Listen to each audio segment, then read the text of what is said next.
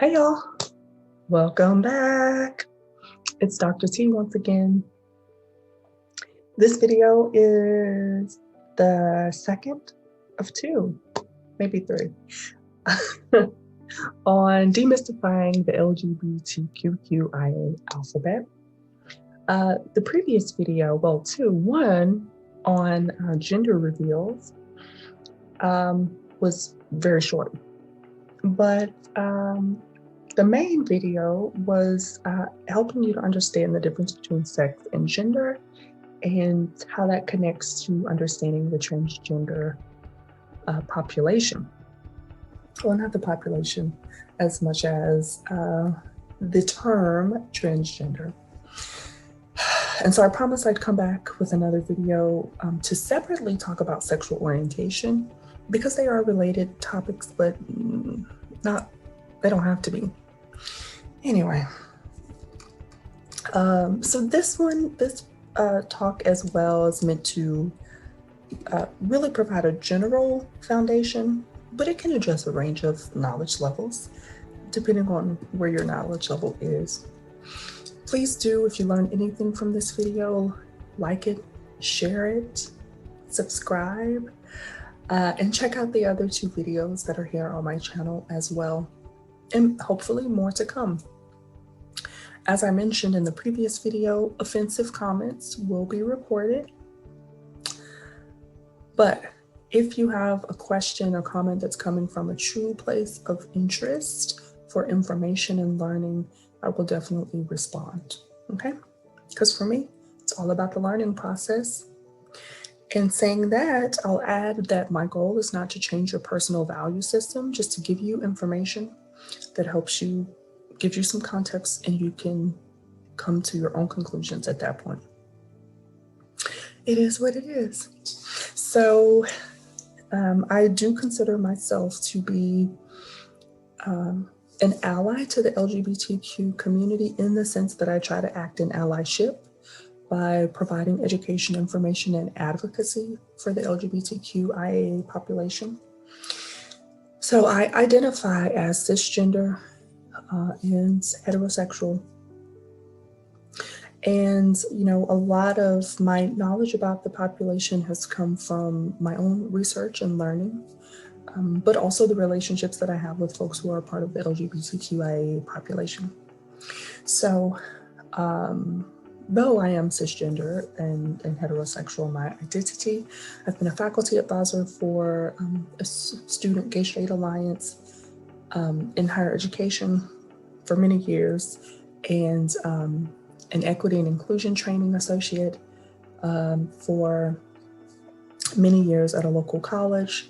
I've taught human development and human sexuality in a couple of institutions.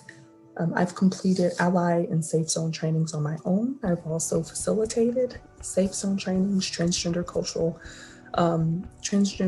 cultural competence trainings. My doctoral research, my dissertation, was on the intersection of race, religious identity, and sexual orientation, specifically in the African American community. And so, yes, I have done all of that as far as adding to my knowledge, and I continue to do that on a regular basis. And yet I do not have all the answers. Again, I'm not a part of this community. And so if you are in need of a training on any of these topics, I encourage you to find an LGBTQ professional. If you are wanting to offer, you know, paid training opportunities, I am definitely happy to support ally types of opportunities. I've done ally panels, for example. So if you're in need of support or assistance, feel free to reach out. And if you have an opportunity for paid training facilitation, I'll try to connect you with other folks in the community who may be able to assist. So as I mentioned, the other video specifically talks about sex and gender. This one is meant to focus on sexual orientation. but I may have to circle back and go over a couple of things that were mentioned in the other video. So when we talk about sex, gender identity, and sexual orientation, there is a little differentiation between them. And for me, in talking about the relationship between gender identity and sexual orientation, I think of it like a compass. That, with a compass, you've got to know which way is north. Otherwise, a compass is useless to you.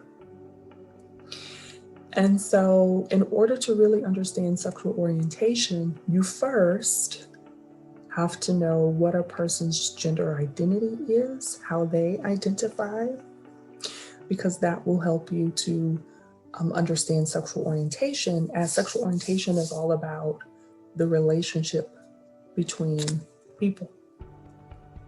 So what does that mean, Dr. T? What are you saying? Sexual orientation refers to the degree of emotional or erotic, or what we would call physical attraction that a person has toward someone else, another person. Right? So the types of labels we're typically talking about are, is a person heterosexual? Are they gay? Are they lesbian? Are they bisexual? Are they asexual? And I'm going to try to go through and give some additional context to those here in a minute. But first, and this is actually an older graph, but looking at this continuum here, hopefully your takeaway is that this is actually based off of fairly old research by Kinsey, but much research since has used that pioneering research. In looking at the way that sexual orientation is laid out across the general population. And so we like to think that, oh, everybody is heterosexual, everybody is supposed to be heterosexual. Well, statistically speaking, what you will find is that statistically, biologically, you have a continuum. Right? That there are people who are heterosexual, there are also people who are gay and lesbian, there are also people who are bisexual. And as I mentioned in the previous video, we focus a lot on labels in society, particularly here. I've only lived in the US. I can only speak to the social trends in the US. We focus a lot on social labels, even though they're sometimes unnecessary. So again, I'll say it's important to allow folks to self-identify, to say whom they're attracted to, how they identify themselves. But if you have to have a formula to apply to the world, I'm going to give you a simple formula. Now, keep this in mind, my disclaimer. I'm attempting to speak in some very black and white terms here for simplicity purposes. So please know that the language may seem kind of boxed in for some people, just because I'm trying to simplify it as much as I can. Okay, I hate it. But for those of you who need the more clear approach. So typically, for example, if I have someone who identifies as a man, and this man says, I am emotionally and physically, sexually attracted to just people who identify as a woman, that man would be said to be heterosexual. He's a man. He is emotionally and physically attracted to people that are not men. He would be considered heterosexual. Now, let's say you have a person who was identified at birth or labeled at birth as female. That person physically transitions to male, or at least identifies as male. All right, so they're male identified. that person says, I exclusively love and date, am emotionally and physically attracted to people who identify as female, that person would also be heterosexual. And if that's confusing, you may want to go back to the other video on gender and gender identity. All right, so back to those previous labels. Heterosexual means the way that I identify, I am attracted to people who identify differently than me. What we used to say is someone of the opposite sex, heterosexual. Gay typically refers to men who are emotionally or physically attracted to men. Lesbian typically refers to women who are emotionally or physically attracted to women. Bisexual typically refers to someone who is attracted to men and women. Sometimes equally, sometimes one more than the other. There are also some other designations, like pan or omnisexual. Remember, I told you this is more of a basic general video, so we won't get into those. But I do encourage you to look up some of those if you're interested in knowing what those refer to. Oh yes, asexual. Asexual refers to a person who, when it comes to physical or emotional attraction to others, it's not really there. So some would say there's a lack of emotional or physical attraction to other people. You know, they've maybe never had a crush on anybody. Nobody gets their wheels spinning. And you'd be surprised, because we never really talk about asexualism. We feel like it doesn't happen, but it's more common than you would think. So, in trying to address some of the common questions, one of the ones that I get a lot is, does sexual behavior equal sexual orientation? And the simple answer to that is, well, not really. So in the other video, we talked about gender, the origins of gender, biological origins of gender, and how it's determined by genetics, your chromosomes, and then how that then impacts hormones and the brain. Well, we essentially think there's a similar process there. The same thing that is affecting the body, right? It's affecting the brain and the hormones, and therefore possibly also affecting sexual orientation. So sexual orientation is determined by your brain structure, your hormones, your genetics, same way or a similar way. So with that being said, we believe that your sexual orientation is present at birth for the most part, but that doesn't mean that your behavior can't differ or change throughout the course of your life, right? Just like other parts of you change as you interact with people and have certain experiences. Same thing with sexual orientation. That is possible. If you experience a trauma, that may have an impact on you emotionally, on your brain development, on the way you see the world. So yes, your sexual orientation may be impacted by some of those things.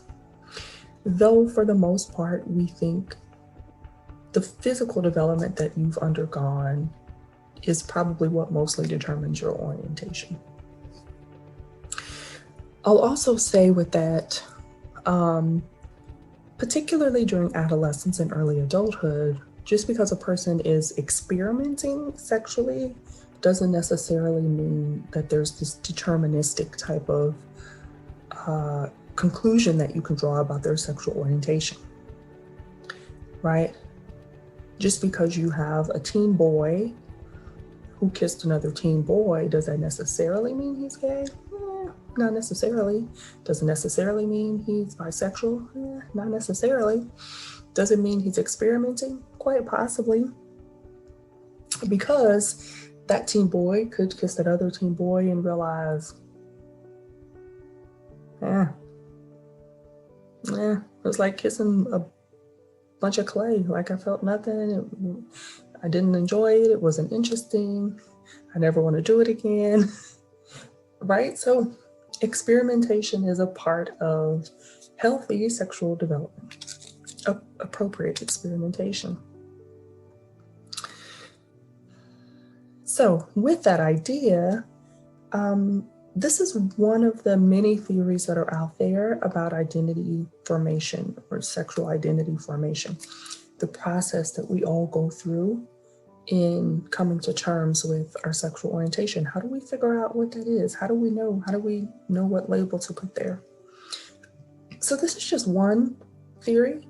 And, there's many options out there. Not everybody likes this model. I think there's deficits or whatever with almost any model or theory. But this is just one idea of how that formation happens, how a person comes to terms with their sexual orientation.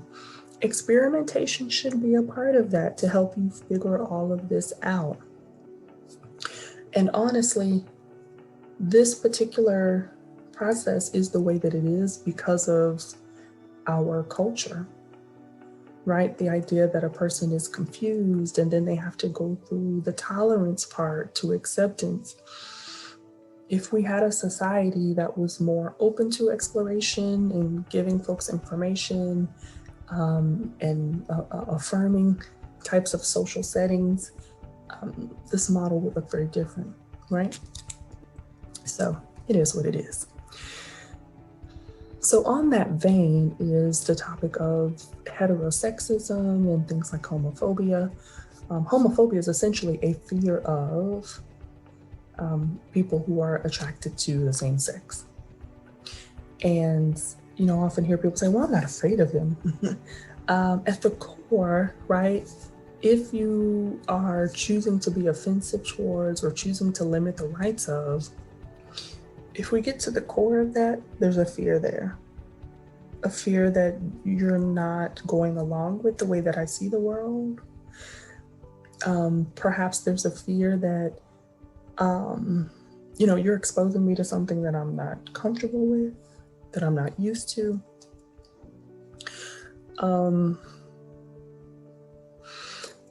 Anyway, but heterosexism is believing that heterosexuality is and should be the norm and attempting to exclude or oppress people who fall outside of that. Research tells us that hate crimes due to sexual identity, gender identity, sexual orientation are the second most frequent type of hate crime after those that are motivated by race and ethnicity. So race and ethnicity-based hate crimes typically are the most predominant. And then the next largest group, which they're both very large groups, are those related to sex, gender identity, and sexual orientation. Now, various types of heterosexism and homophobia lead to a wide range of consequences. Stress on the part of members of the LGBTQIA population. Their lives are often in danger. These hate crimes that they are exposed to harm them physically, sometimes cause their death. There can be long-term effects on mental and physical health because of those things. There are a range of health disparities faced by the LGBTQIA population, particularly for the transgender and non-binary populations, finding practitioners who are affirming and who know how to deal with health issues that are a part of this community. Homelessness is a very high risk factor, people who are often kicked out of their homes by parents or guardians who don't agree with their gender identity or their sexual orientation. They're at a high risk for sex trafficking because of that, because of their homelessness or other types of instability. They're also at a really high risk for drug abuse, just trying to self-medicate to get through. And sometimes that's just the tip of the iceberg. So one of the things we can really do for this population is recognizing our own straight privilege, is probably the best way to say it, since that covers all of the other sexual orientation categories. But definitely looking for ways to be truly affirming for the population. So, as I said in the other video, it's not enough just to have these positive, fond, and admirable feelings towards LGBTQIA individuals, but really thinking about ways that you can support and affirm them, help protect them, keep them safe. And I'll share some of the examples that I shared in the other video as far as the types of questions or comments we sometimes make as it relates to a person's sexual orientation. If you're wondering, after this plane goes over, if you're wondering if your comment is going to be offensive, just take out the sexual orientation reference and put another identity reference in there, whether that's race or religion, or what's another good one? Parenting status, military status, whatever. And so, you know, the one I hear almost, if I just had $100 for every time I've heard this, you know what? Your sexual orientation, your sexual preference doesn't bother me. No, instead of saying your sexual orientation, what if I said, your religion doesn't bother me? Well, I'm glad to hear that my religion doesn't bother you, but why should it? Right? Who you choose to sleep with is none of my business. Okay, that's probably true. How you choose to serve your country is none of my business. Right? It sounds kind of off-putting when you use that other identity status there. Hey, I like Black people. Do you really though? If you have to say it like that, right? I like gay people. Okay. So stop and ask yourself, how would this sound if, before you say it? And then more than likely you'll realize, I probably shouldn't say that. Okay. You can become an active ally for LGBTQIA folks in your local community, in your neighborhood, in professional spaces. When you hear those jokes that you know aren't quite right, say something, speak up. Resist the urge as much as you can to place people into a box, to say that love has to look a particular way, relationships have to look a particular way, who I'm attracted to has to look a particular way. Let people just live and be happy. You want to live and be happy? Let other people live and be happy. That's the whole point of this educational moment here. Please do reach out to me if you feel the need. I would love to hear your comments, respectful comments, of course, below. But if there are questions that you have that you're not comfortable posting publicly, still respectful, feel free to email me. You can also reach out to me on any of these social media platforms. As I mentioned at the beginning, I'm definitely willing to share from the perspective of an LGBTQIA ally. And if you need assistance finding an LGBTQ professional to help with your training opportunities, I'll do my best to put you in touch with folks who may be able to help and support. Also, if you need a referral to a practitioner for mental health services. I'll do my best to help you find someone who is affirming.